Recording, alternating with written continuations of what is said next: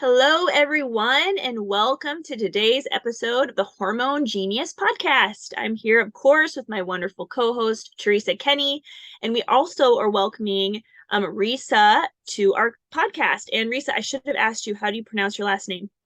Yeah, it's Groux. Nobody gets it right, so don't feel bad. Okay. Risa Groux, yes. Risa Groux. Okay. So Risa Groux is a functional nutritionist and a certified autoimmune coach in private practice in Newport Beach, California. She has always been passionate about nutrition and good health. Risa was so concerned about purity that she even made her children's baby food from scratch. Today, she is passionate about cooking and creating healthy, nutritious food. She works with a wide variety or array of clients from professional athletes, adults, and kids to the biggest loser from season 4. Risa works with issues like diabetes, autoimmune disease, cancer, digestion, thyroid, and hormone imbalances, just to name a few. She firmly believes that the body can heal itself with whole foods we obtain from the earth and sees living proof of that in her office each day. I am so excited, Risa, to welcome you to our show. So thank you so much. Thank you for having me. It's great to be here.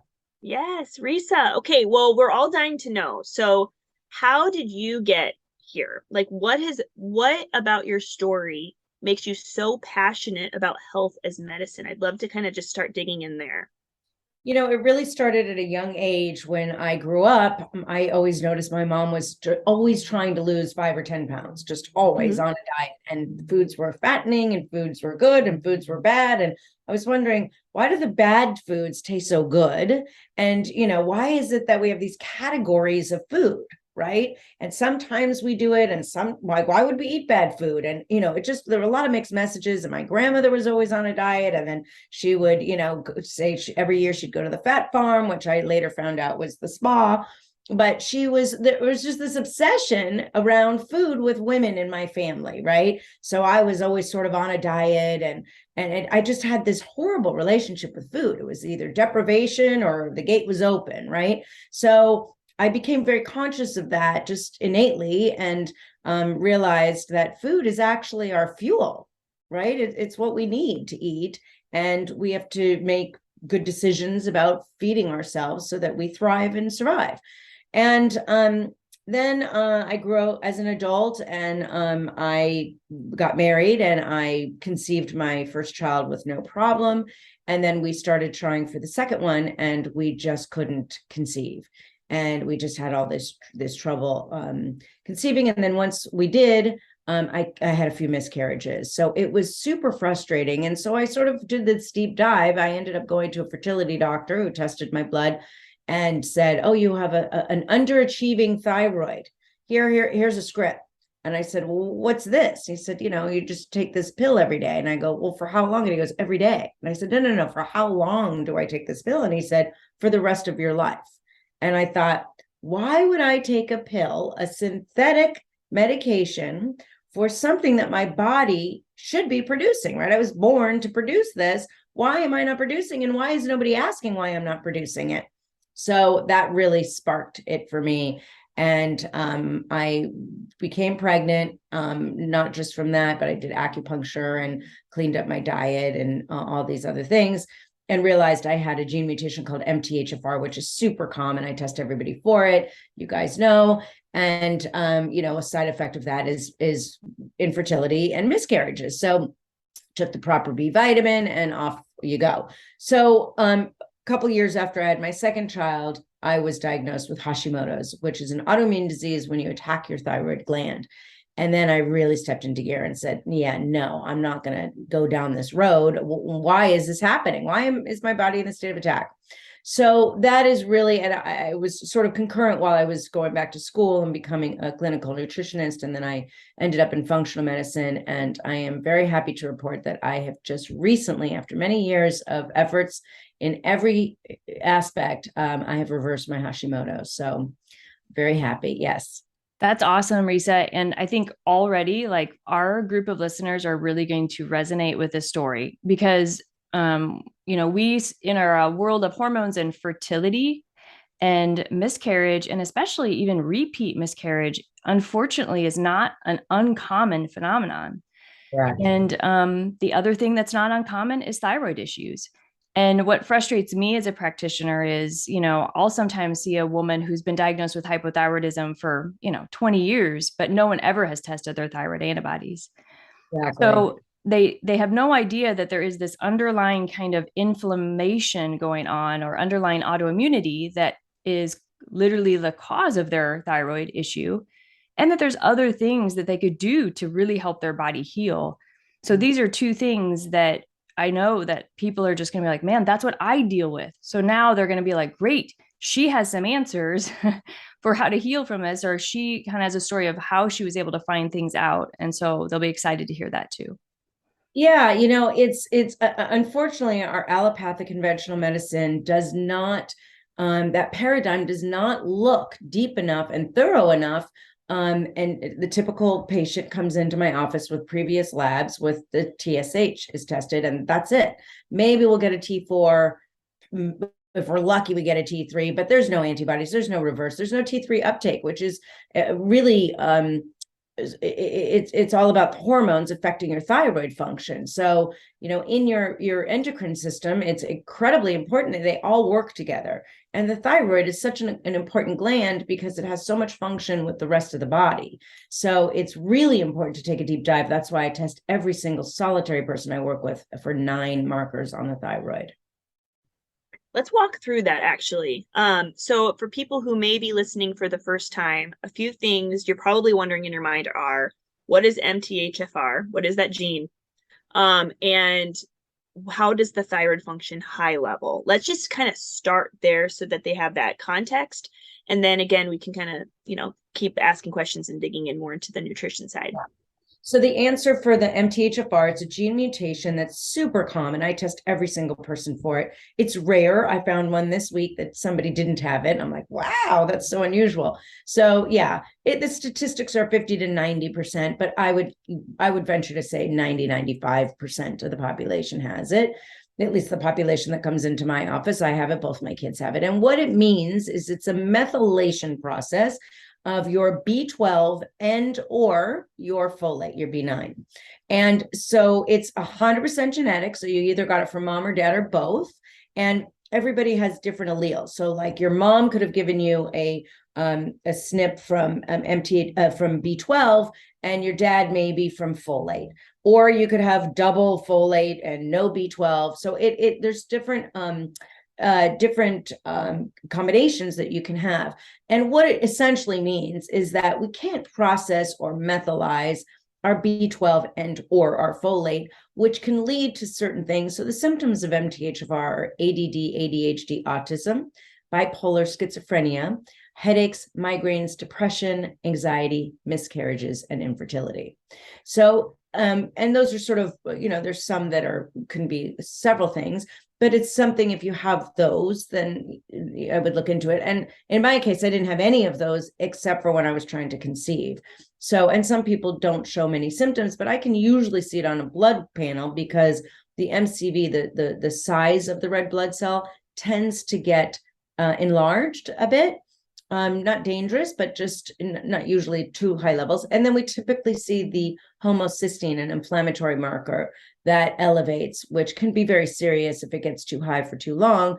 It can lead to cardiovascular disease and macular degeneration and dementia. Dementia is a big one. So it's important to make sure that you test and that you take the right B vitamin. It just means you can't get it from food. So you need to supplement with the proper, not folic acid. Folic acid is a synthetic. It's going to gum up your system. It can cause more problems than not taking anything at all. So you need those vitamin B12 and folate in methylcobalamin form. Is it harmful for people who have MTHFR to be unknowingly taking vitamins that haven't gone through the methylation process? Or is it just like it is what it would be if you were to eat food, your body just isn't absorbing it like it should or processing it like it should? What's Yeah, the and harm, if any? not necessarily for B12, but for folate. If you're having folic acid, which so many prenatal vitamins have folic acid, so many foods that are fortified have folic acid. So we don't even realize it. We don't even really know what it is, right? So folic acid is synthetic. You want to make sure you have folate in methylcobalamin form. So then you can absorb it. So yes, it can be hindering to your health if you have long-term folic acid and you have that SNP. Yeah. I always remind people that if they don't know their MTHFR status, like it never hurts just to take the already broken down version, the whole versions of these vitamins, right? If you don't know, just switch. Right. It does no harm to switch to the natural form.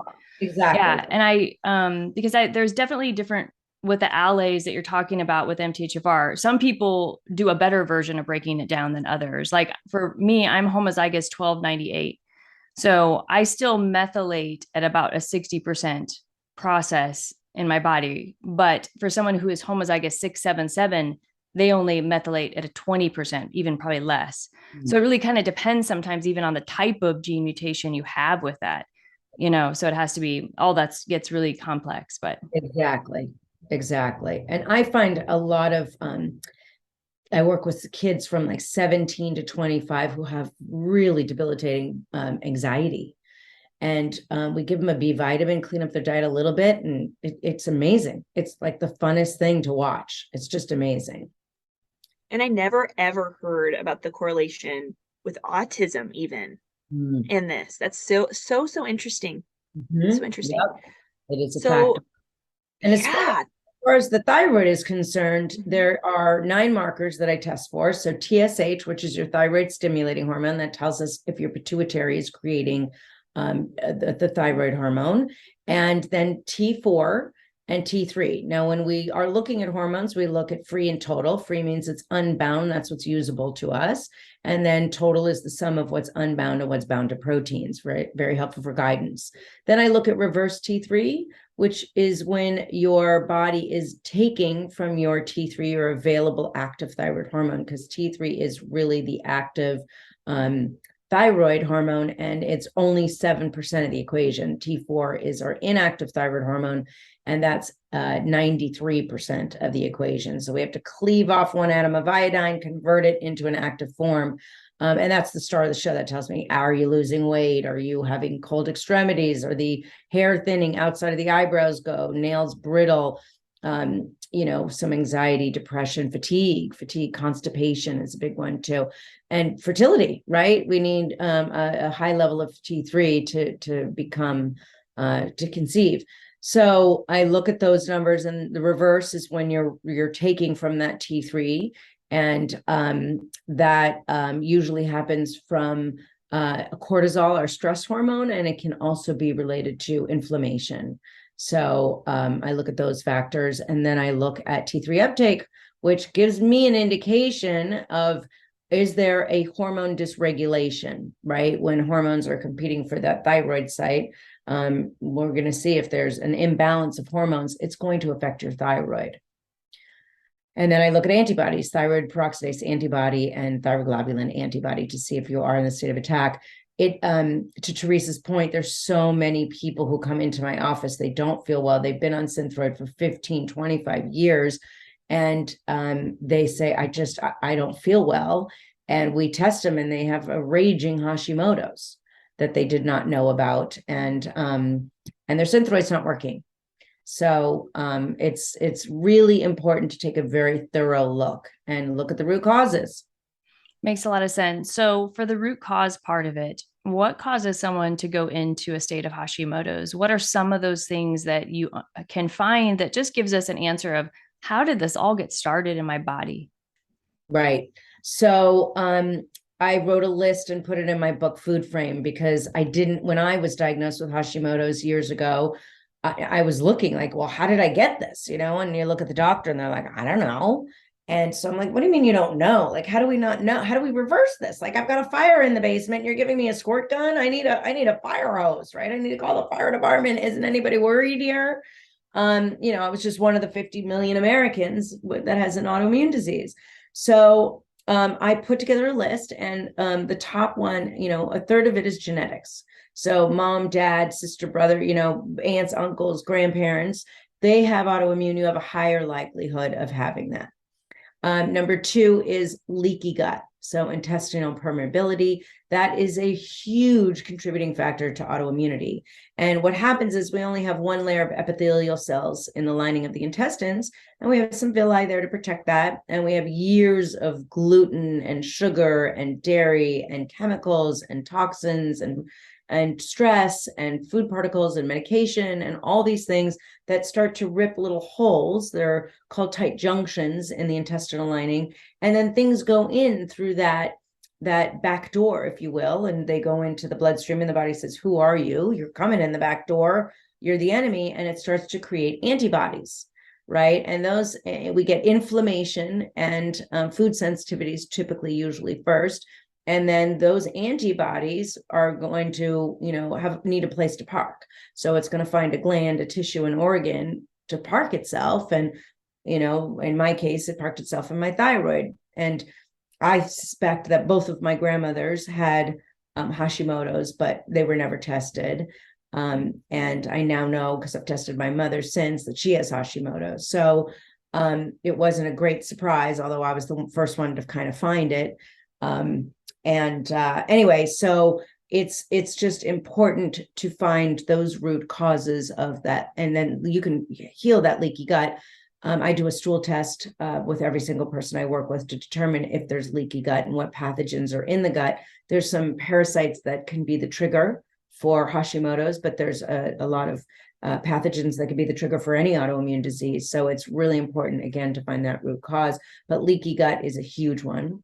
Vitamin D deficiency, MTHFR, and pathogens, as I mentioned, and then viruses. For instance, the Epstein-Barr virus.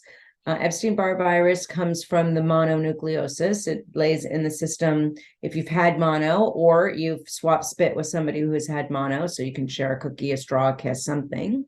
And so the statistics are 90% of the population has it by the time they're 40. It lays dormant until something happens, a lot of stress, bad diet, too much alcohol, not enough sleep, a real traumatic event. It can trigger it and activate it. So I look for that when I'm looking at white blood cells on a lab, and I look for that if there's a viral pattern or bacterial pattern, and it's very common. A lot of people have it. It was one of the things on my checklist. I went through all of these things, and I had my EBV was an active case. And so the EBV could lead to blood sugar dysregulation, thyroid dysregulation, and up to 33 autoimmune diseases. And the last one is a lot of mercury, heavy metals can trigger autoimmune disease. Wow. So as you were learning all of this for your own health, a couple questions. Did you get overwhelmed? And where did you begin? Like, how did you start using, again, foods as medicine? Where did you begin? So that's a great question. I wasn't overwhelmed, I think, at the beginning, because I didn't even know what I didn't even know. So I just thought there's some reason there's one single reason that I got autoimmune disease. And it was really before Google was sort of in existence. I hate to say that, but that's, it wasn't a thing. So I did as much research as I could possibly do. I mean, it was sort of at the beginning of that time. And I realized that gluten was a huge factor in autoimmunity. And gluten was a huge factor in leaky gut. And gluten was a huge factor in general disarray. Thyroid and gluten don't really get along. And I was never told to not eat gluten. So I realized that gluten was not my friend. Same thing pretty much with dairy and soy. Soy and thyroid do not get along. And soy is, on the other hand, a whole other conversation about hormones in soy, but thyroid hormone for sure. And, it's an estrogen builder. It's got isoflavones that mimic estrogen, as you guys know. And so it just wasn't a health food, right? So I really reassessed, and I always ate really, really healthy. I mean, I've eaten salads my whole life, and I was vegan for a long time, and, I've always been very, very healthy and exercised. And so I took all those things out, and it was a slow progression. And then I found out, oh, Epstein-Barr virus. So I tested myself. I had that. So I treated that. Oh, well, I've eaten tuna pretty much for lunch every day since I was 10. And so I tested myself for mercury, and it was like off the chart. It just kept going off the page. So I was like, ooh. So I decided to chelate, which took me about a year to chelate out of that mercury. And so each of these steps it took years. It really took me years to get to all of these things. I checked my vitamin D, and then I did a stool sample. I had, I did a lot of tears along the way. And I finally found, this is so long ago, but I was already probably practiced in my nutrition. And I found a doctor that was a functional medicine doctor. I went to him. I spent, I think, $5,000 that first day. And then I walked out of his office, and I cried all the way home. I cried of relief that I finally found somebody that can help me. But in all actuality, it didn't really help any more than what I had been doing already. I was 100% compliant. 3 months later, we retested. The needle moved just a fraction. So I realized I stopped eating grains and legumes because I was vegan, and and thought that was the way to go, but it wasn't. And I did a stool test on my own and realized that I had all these things going on in my gut. Once I fixed that, and then I realized when I got the stool test, I went to a biological dentist, and I brought the stool test with me. And the biological dentist saw it and said, oh, that's a salivary bacteria. And 2 seconds later, I was having an MRI, and they found an abscess that was a remnant from when my wisdom teeth were removed 23 years prior. And it grew an abscess, and it went into my jawbone. And I had no idea. I had zero symptoms. I had nothing. You wouldn't know. There was nothing. And so I had surgery with the biological dentist, and they took it out. They found a piece of metal in there as well that they must have left from when they took my wisdom teeth out. And after that, all my labs went completely normal, and I was on the path to healing. So yeah, that's why I do the stool test for everybody I work with, because it's a really big indicator of what is going on, right? That's insane. That is crazy. Right. And that whole salivary bacteria, like, are you now aware enough? I assume you are, Risa, that like which ones are, so that you would refer people back to a biological dentist if you see the same things? Yeah, because if you don't have any symptoms, like how would you even know? And it's kind of freaky to think about those things. Right. I often think about how we are a host to a cajillion bacteria, obviously, and a lot of them work in harmony with our bodies. Exactly. And there are a lot that don't. And it's so hard sometimes to know even how to create the balance, to make sure you don't kill off the good, and you got to take care of the bad sometimes, but that can take a lot of work. So that's amazing. I just kudos to you for just your perseverance through all that. And what excites me about kind of where we're at, because I in the same place as you, Risa, I didn't have, Google when I was probably even going through my early stages of school as a nurse practitioner. But I am proud of my patients for being their own detective. I am never offended by my patients knowing something more or knowing more about a topic than I do. In fact, I am grateful to my patients for every new piece of knowledge that they bring into me, because it only makes me a better practitioner.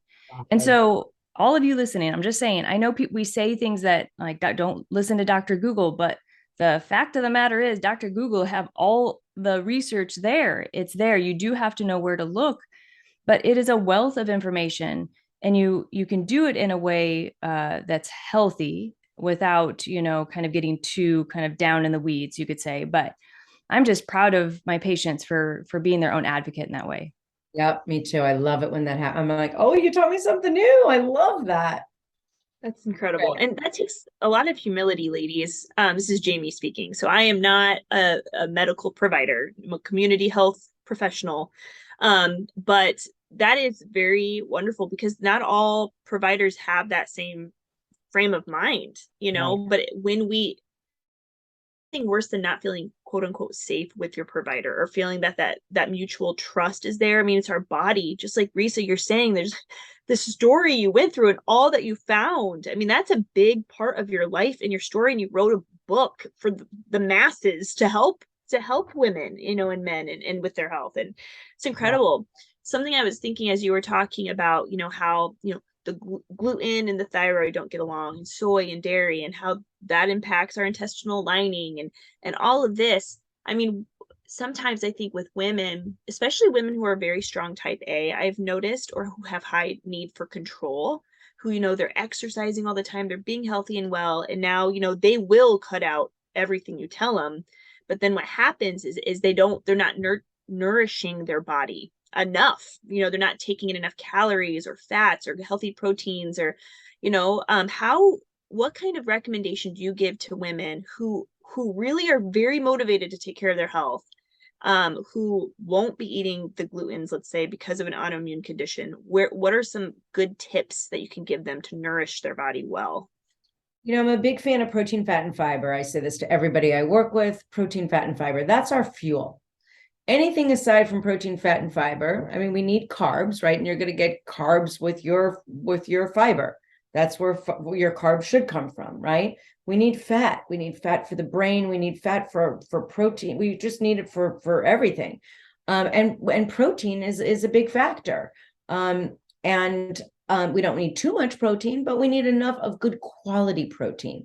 And yes, you can get protein from plant sources. You can get protein from vegetables. There is, protein in vegetables, but we are on such a high carb diet, and highly processed diet. And I literally want to cry. I was in a new market to me a couple weeks ago. I was traveling and we went into this market, and it was like a Costco market, and there were just aisles and aisles and aisles of just box of dead food everywhere. And it's fun, it's easy, it's convenient, but it is dead food. We cannot be feeding our bodies dead food. Really, if you go to Italy, the markets are tiny because they just have the fresh produce of what came in that day. They have the meats and the fish of what came in that day, and the poultry, and then they have a lot of cheese, right? And they have some pasta too. But it's we should be eating real food, and we've veered so much off of that one of the tips I would give people is, assess what you're eating. When you look at your food, is this from a farm or is it from a factory? So unfortunately in America, we eat so many factory foods, even health foods. These are gluten-free crackers. They're great. They're clean. I've looked at the ingredients, but they're still from a freaking factory, right? So, I go to the natural food show every year and I'm like, these are all great. They're all better for you for sure, but they're still not from a farm. So we should be eating more unprocessed foods without labels, right? For the most part. So, and we're always going to eat some sport eating is what I call it, right? We should be eating for survival, but we're always going to eat for sport. I mean, I'm going to, but I don't eat it every day, and I don't eat it every week sometimes, but I don't want to live a life without chips and guac. I just don't. So I'm very selective of what kind I have and when I have it. I budget for that. So it's a balance. So tell us about the food frame. That's the name of your book, right? It's titled The Food Frame. I was on your website. You have a kind of a way to actually take a quiz where women can figure out what type of diet is right for them. So give us a sense of the book, what's in it, how you have really laid this out for women and men to follow. Yeah. So years and years of working with people in my practice, I just kind of put everybody on the same diet at the beginning, maybe veered a little bit. And then I realized, no, some people are thriving and some people are really not thriving, and they're not losing weight and they're not feeling better. And I realized that we should be eating for our health status, for our current health status.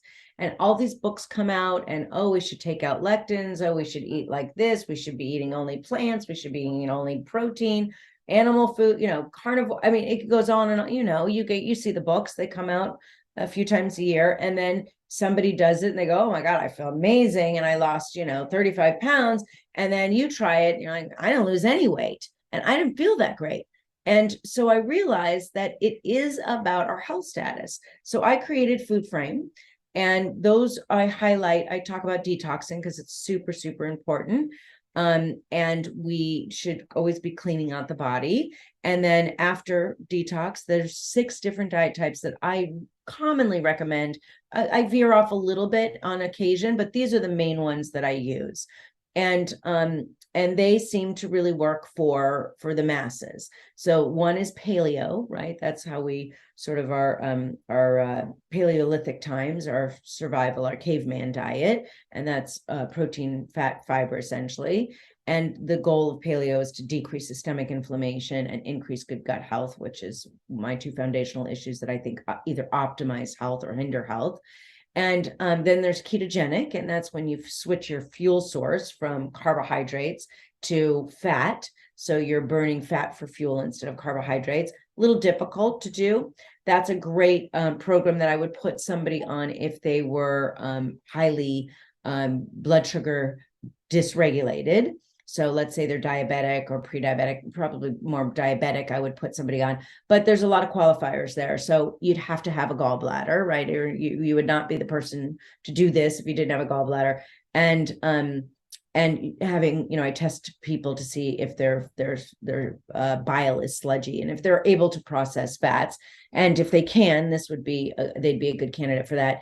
And then if they, didn't have blood sugar dysregulation, I probably wouldn't recommend it. Then there is AIP, which is autoimmune protocol. And that is anyone who has autoimmune disease or anyone who wants to do it. It would be great if they have autoimmune in the family or they're worried about getting autoimmune. It's a great, it's an elimination diet for 30 to 90 days. It is full focused on decreasing that systemic inflammation. That fire in the basement that I mentioned, it really helps to start to quell that fire. Very restrictive. So it isn't for everybody, but it really is very effective. I've seen people with Tourette's reverse that. I've seen a ton, really just incredible. I work with a lot of rheumatoid arthritis patients, and it's been extremely effective for that. And then we have low lectin. And low lectin is basically, lectins are what is under the umbrella of called anti-nutrients. And so they're lectins or phytates, and they are the body's or their plant's defense mechanism. We all have our defense mechanism. As humans, we can call 911, kick, scream, yell, flee a situation, but plants don't. So they have that protective coating called lectins. And so it's very hard to break them down. You know who you are, because if you were that person who can't eat garbanzo beans or any beans for that matter, you can't break them down, you're bloating, you're not able to break them down. So you have to have a very acidic environment to do that. And so low lectin is a great alternative. And that's something I usually recommend for people with after they get off AIP. It's a stair step. It's not as strict, and it's just as effective at quelling that inflammation. And then there's vegetarian, which I work with a lot with people who are have been raised with vegetarian, and they've been whether it's religious reasons or it's just been their lifestyle. I don't think vegetarianism is right for everyone.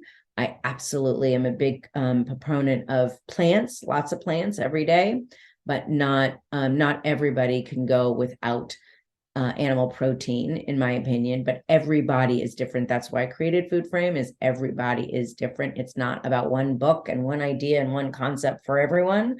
We're all unique, and it changes, right? When our health status changes, I don't have Hashimoto's anymore, so I don't have to eat AIP. Am I going to, go and eat the standard American diet? Not even close to a chance of that.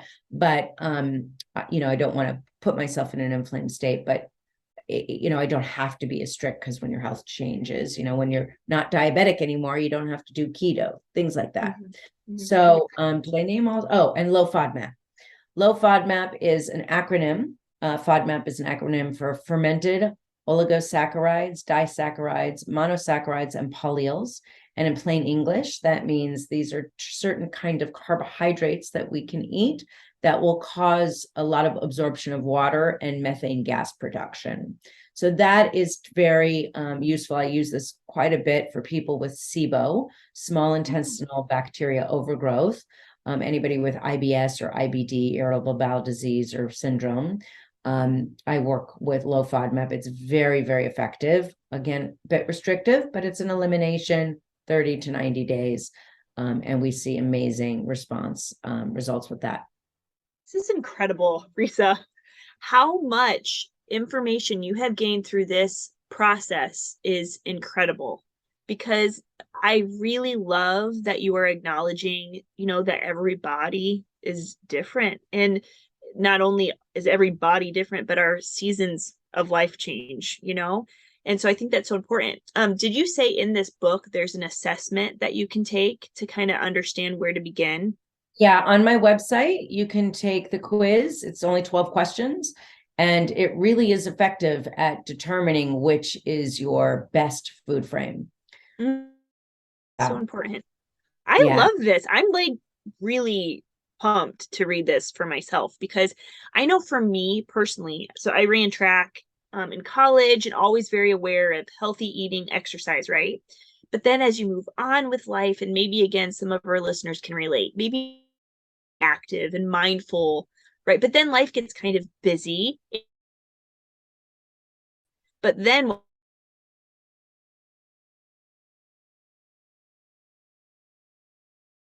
change with our family and friends. I mean, food is fuel, and when we're not getting the right fuel, we don't feel good.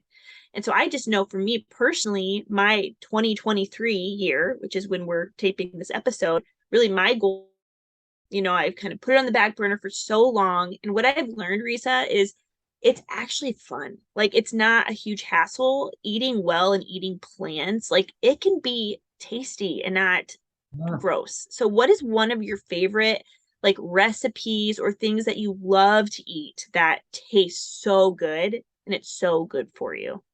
Yeah, I love to cook. I don't have a lot of time because I work a lot and I travel quite a bit.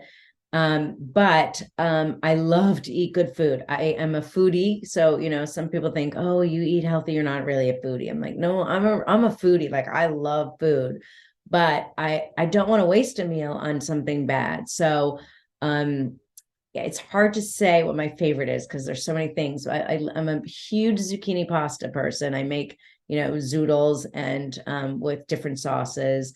I'm a huge shake person. I'm a big believer in collagen because collagen is that grout that heals that leaky gut.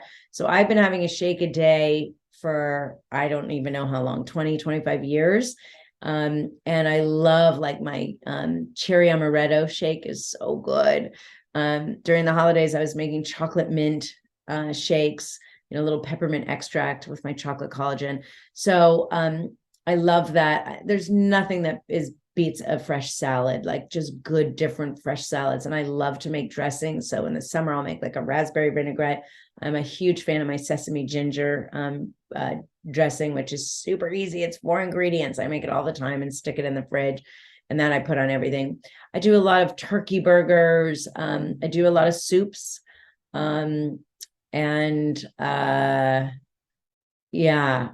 Those, I mean, I cook a lot, but those are I do a lot of stir fry. I love miracle noodles. Do you guys know about miracle noodles?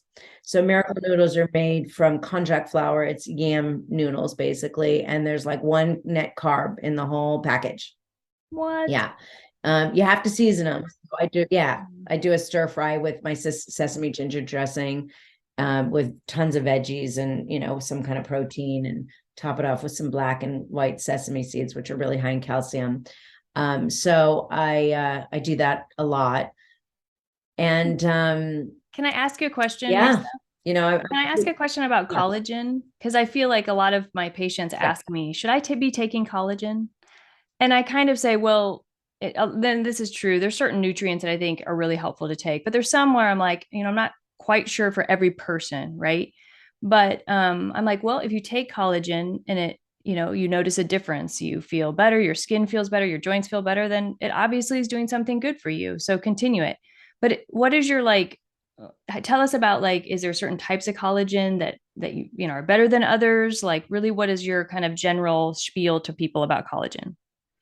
So collagen is basically comprised of three major amino acids that are extracted from bones when they're cooked for a long time. So these there's about five, but there's three major amino acids create collagen, and collagen is very sticky and gelatinous, sort of at room temperature, right? And so what it does is, I call it grout for leaky gut. It goes through the intestinal lining and it starts to heal the intestinal lining. As you mentioned, it's great for any connective tissue. So anybody who I have with rheumatoid arthritis, I highly recommend it. It's great for hair, skin, and nails. That's the silver lining, and then cellulite as well. But it's really good for immunity. It's really good for muscle building. It's a very absorbable form of protein versus like a plant-based protein that would be like brown rice, or pea protein is very, very common. And if you have any IBS or any low FODMAP, that is going to bloat you to no end. So that is not a one size fits all. Collagen is very much a broad spectrum, one size fits all. Not, I never say everybody all the time, because I've had one patient who was allergic, we found out, to collagen. She was having antibodies to collagen. So for her, it wasn't the right fit. But for a huge, broad brushstroke, yes, it is great for pretty much everyone: kids, babies, adults, seniors for sure. And it does create the elasticity in the skin. It helps that. That's why we wrinkle, because we are losing that elasticity, that collagen in our skin. Vitamin C helps with that absorption as well. So I stick a little vitamin C in my shake as well. But I am a huge fan of collagen. Now, there are different brands, and there are different cleanliness, right? There's different degrees of clean on as far as collagen is concerned. There's one brand I won't name that had a great product, sold to a huge corporation, and now I'm starting to see some things in there that weren't there to begin with. So, very happens all the time. Is toothpaste is a huge one that I always say, look at your ingredients. I was just brushing a few weeks ago and I'm like, what? They put carrageenan in here? Like, when did this happen?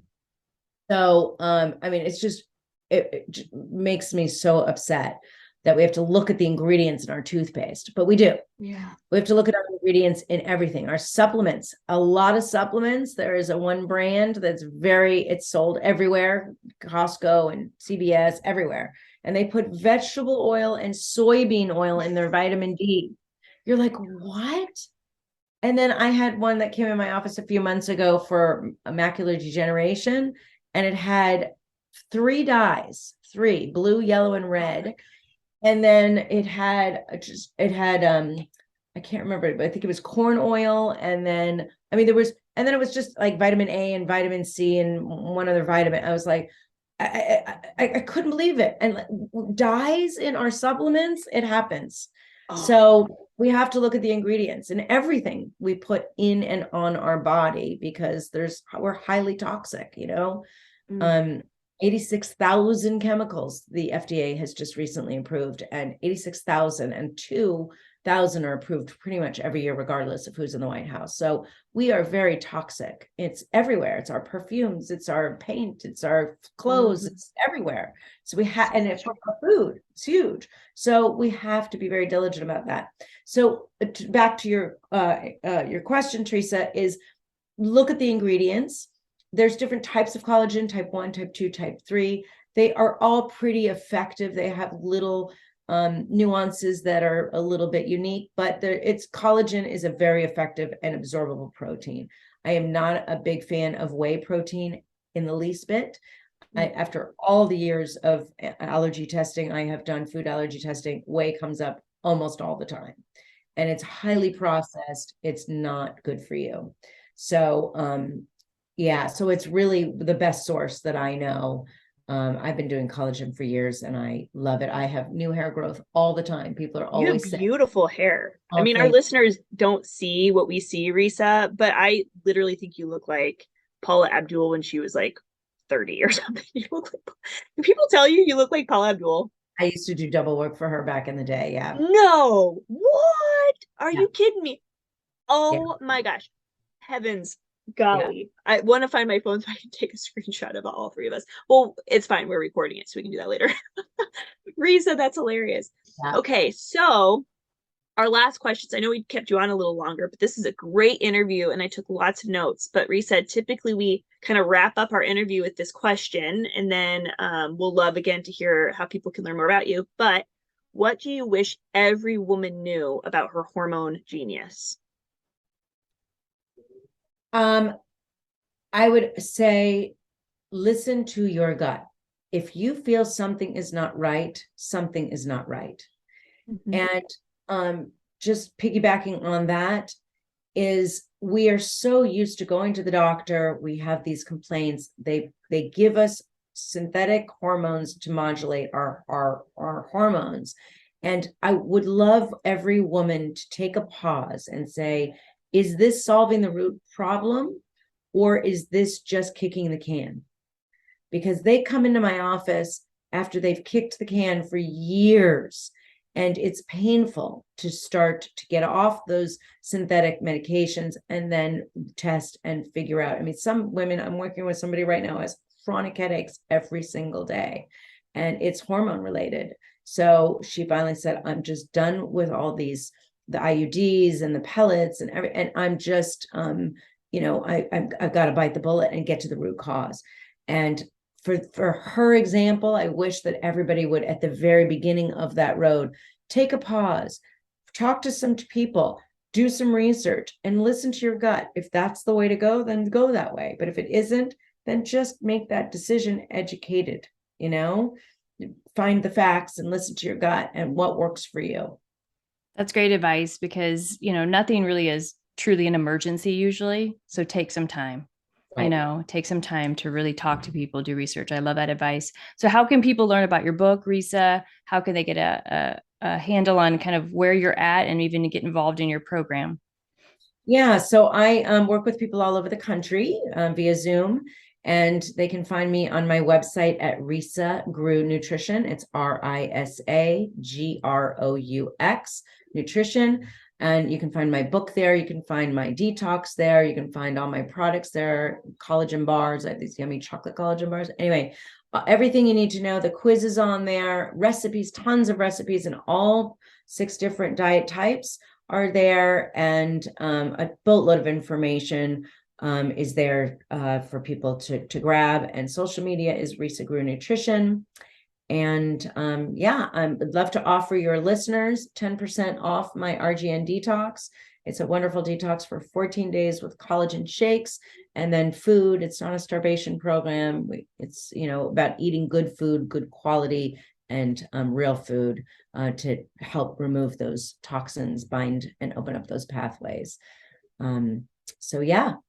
Awesome. Oh my gosh. Risa, thank you so much for joining us today. I, again, learned so much. I know our listeners will love this. And definitely, I'm sure they're going to be fleeing to get your book. Again, I'm just so glad that there are women in this world who see that there are needs in the world and we're working to fill and to meet, women where they're at and to serve women. Because again, you were right. Like, we have such a toxic culture in many ways, specifically with nutrition, and without education, we can't change. We don't know. So we just appreciate you for coming on and educating our listeners today.